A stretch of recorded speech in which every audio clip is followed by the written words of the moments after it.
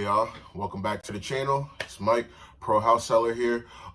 Today I want to talk about some misconceptions and actually the truth of what to expect if you're actually genuinely thinking about getting into the real estate business and being an agent, or if you're brand new. The main reason I'm making this video is I have a lot of friends and family members and whatnot, and just people in general on social media asking me questions. Hey Mike, I see you're a real estate agent. What's it like? I'm thinking about doing it myself. What can you tell me? That's what this video is for. So the first thing I want to talk about, and I think this is the number one most important thing, and I don't know why this isn't plastered all over the internet, but it's not that much, and it's the failure rate. Got a lot of people come, and the main thing that they ask when they ask me about the business is the money and whatnot, which is, that's obviously probably the number one reason most people are even considering being a real estate agent. But what they don't tell you about is the failure rate. 90%, believe it or not, 90% of agents within the first year or two, I think the number after 2 years is 92%, I think. But within the first year, it's about 90% of agents that fail are gone. You got 10 agents that come in brand new in the beginning of January. By the end of December, you only have one standing.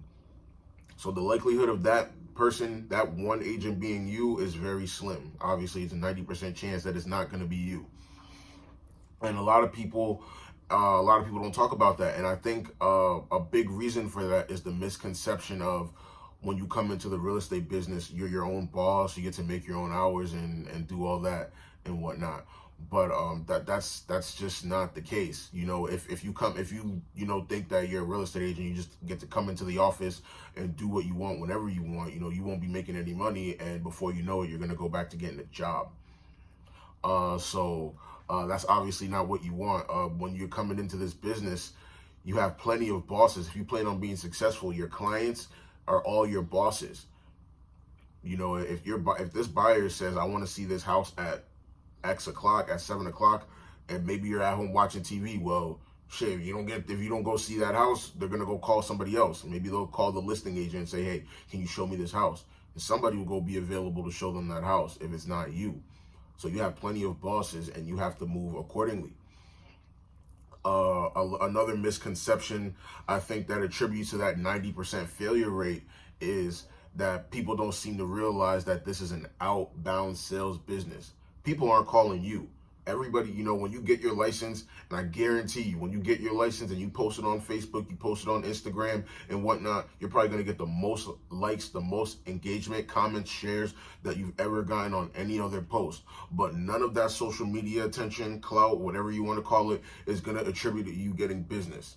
Maybe a few. Maybe somebody in your sphere might just so happen to be making a move by the time you get your license, and a lot of people do get lucky and get their first couple deals that way.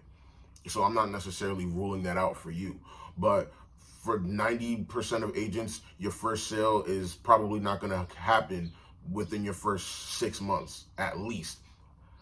Speaking for me, I didn't get my first sale for 9 months in. It was 9 months until I closed on my first deal.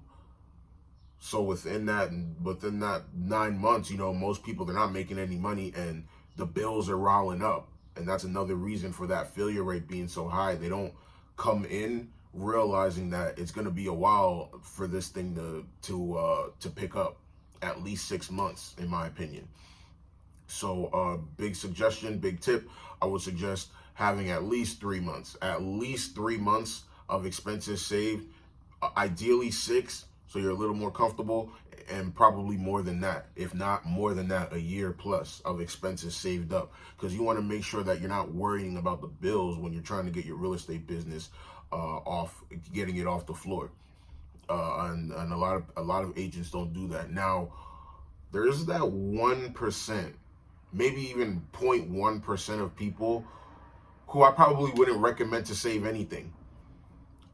Because maybe not having any money will make you that hungrier to want to go get your first deal and keep moving. So there's a little wiggle room for that. Most people, I will suggest have some money saved up so you don't go bankrupt and lose everything within your first year or so. But for that 1%, I might suggest, hey, if you don't have any money, maybe for those people that it makes you a little more hungrier when you don't have any money, go for it. I wouldn't necessarily be opposed to that. One thing I want to talk about in terms of real estate, because these HGTV shows, they make it all sexy.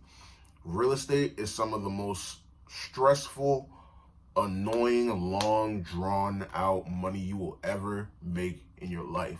And it's not even close. And especially when you're just starting out, because as opposed to insurance, mortgages and whatnot, even being a title rep and whatnot, I think when you're just getting started out, it's a lot easier to get business with those. Whereas real estate, I mean, just think about it. Of all the people that you know personally, how many people do you know or know of people that want to make a move to buy or sell a house right now, today, especially in this market? Probably none. I don't know anybody personally that wants to make a move right now, today. I don't know anybody within my sphere. And that's how most people are. Buying and selling a house is not something that, it's not like changing an insurance policy or getting or refinancing your house. That's not something that is overly stressful as opposed to selling a house. And most people, when they're selling a house, they're moving. It's not like a few people you'll deal with, their landlords, and they won't be moving, but somebody's going to be moving. Whether it's the owner or not, somebody's going to be moving, and you have to deal with that. So that's why being a real estate agent is very tough in the beginning, and people come in thinking that it's easier than it is. Nobody's going to be calling you. You have to do all the calling, and a lot of people just aren't built for that. And it's not necessarily calling, but it's outbound, so you have to be the one initiating the conversations to have people talking about real estate, whether it's buying or selling. A lot of people have that misconception, thinking that people are going to come in calling them, or people are going to come into their office and deals are just going to be handed to them. That's not how it works. And your broker is not going to tell you the failure rate. Your broker, the industry, and to be honest, they're not really incentivized to tell you. NAR, pretty much that's like the union of the realtors, National Association of Realtors. They're not incentivized to tell you that the failure rate is 90% and that you're most likely going to fail. Why would they? They get board dues once a year. Whether you sell 100 houses or whether you sell 0 houses, NAR gets their board dues, their one-time fee, and you pay them your $1,000 for the year, and that's it. So it doesn't matter how many houses you sell. That's their business model of collecting yearly board dues from realtors. So if they tell you that, yeah, the likelihood of you being here for more than a year is slim, they're probably going to scare more. Well, I think that's good for the industry, that they're going to scare more people off, but not necessarily good for their bottom line, because that's revenue that they're scaring away. And the same kind of applies to some extent to the broker, because yes, most brokers are going to have a commission split. So any house you sell, they're going to get a piece of that. But for a good amount of brokers, there's a cap on that. But even at that, the broker is going to get most likely every single brokerage is going to get some type of desk fee or office fee from you every single month.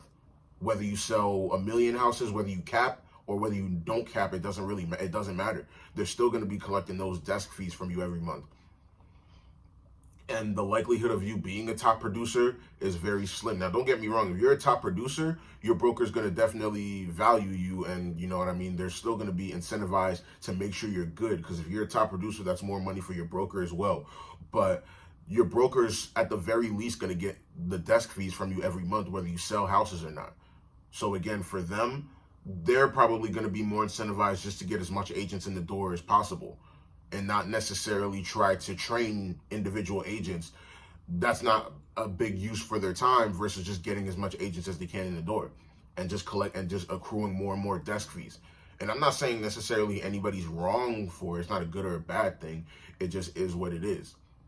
So the likelihood of you failing just based on all those factors are very high. A lot of people just don't have the emotional stability, the emotional toughness to go through rejection all day, every day. They just don't.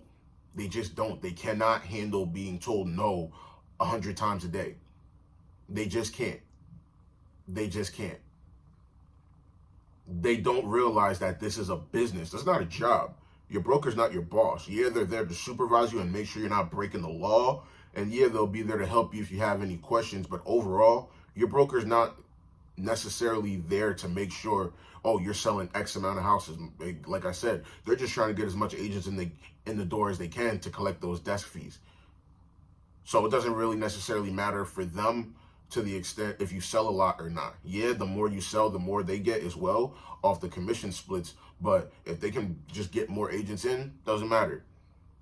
And they'll let the numbers play out with the top producers or not. But as long as they get the agents in, that's all they really care about. Most people just are not prepared for that. When they come in, another thing, when they're coming in, is they come in with the W-2 mindset. They come in the business with a W-2 mindset. This is not a job. This is not a job. You're not getting a W-2 once you're a real estate agent. You're a 1099 independent contractor. Everything you get is on you. You pay your own taxes. So tip, get a CPA, get a tax advisor. But yeah, you're doing everything on your own. Everything is on your own. It doesn't matter if you come into the office. You get paid when you close, not for how long you were in the office. And a lot of people can't transition fast enough or don't realize until it's too late and the bills are riled up and then they have to go get a job.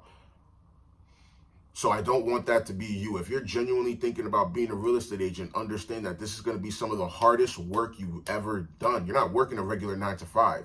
When you're coming in real estate, you're probably working 10, 12 hours and making half the money you made at your job.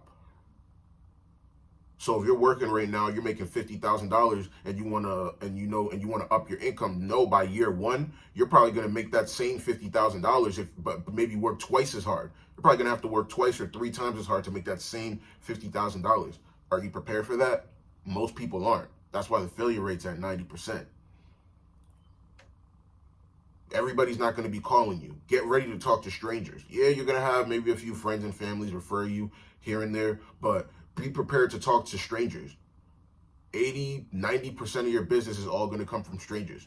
And in cases like me, 100% of your business is going to come from strangers. As y'all can tell from my shirt, I'm from Philly, and I live in Erie, Pennsylvania right now, and every piece of business that I get is coming from a stranger.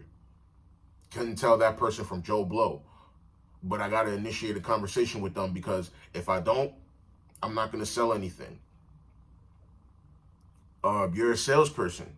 You're a salesperson. You're not a lot of people, I think, like to look at themselves as advisors, which you are. I mean, when you're a real estate agent, you're everything. You're a therapist, you're a consultant, you're a makeshift financial planner to some extent. When you're, talking with the buyer about their financial situation, you're everything. You're everything. You're a negotiator. You're not necessarily a lawyer, but you're fighting for them like a lawyer would be for their client as well to some extent. So you're everything. But at the end of the day, you're still a salesperson first. All that stuff, you can do all that stuff, getting the clients, showing the houses, negotiating the deals. That's the easy part. Getting the client is the hard part. A lot of people are terrified, scared S-less to even approach a person, whether it's on the phone or whether it's in person. So you got to shake those fears off. You have to shake those fears off. The number one thing, I think, if you're getting into business, the number one absolute thing you have to focus on to be successful is your skills.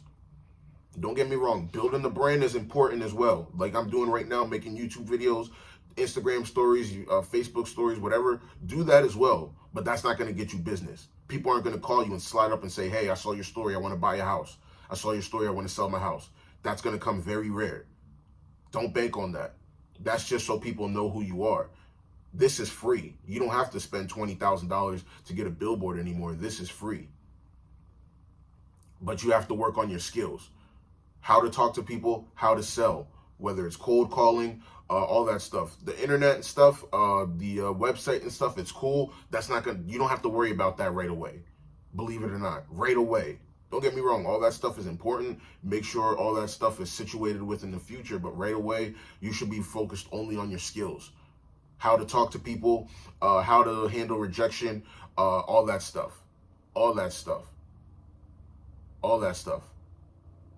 That's pretty much it. That's pretty much it. You know, you're gonna be working 24/7. So understand that if you're coming into this business, understand you're gonna be working like you've never worked before. Understand that when you do get your first deal or any deal in general, when you do get that deal under contract, don't expect to see a check for at least 30 days. And that's best case scenario, maybe 45 days. So the pay is long and drawn out, the work is hard, and the failure rate is high. So be prepared for that. But absolutely work on your skills. If you got to role play, if you got to practice, watch some videos, whatever it is. But if you're coming into this business, understand that this is a gauntlet. Other people are trying to eat. So make sure that, you know, you're ready to fight, and make sure you're ready to go out there and eat what you kill. So, appreciate y'all for stopping in again on another video. If you got any value from this, like, comment, subscribe. If you want to see more videos like this, share it with everybody. Share it. Maybe you're thinking about being a realtor. Maybe you have a friend, family member that's thinking about being a realtor. Share this with them so they get the whole cut and dry truth. Appreciate y'all. See y'all again in the next video.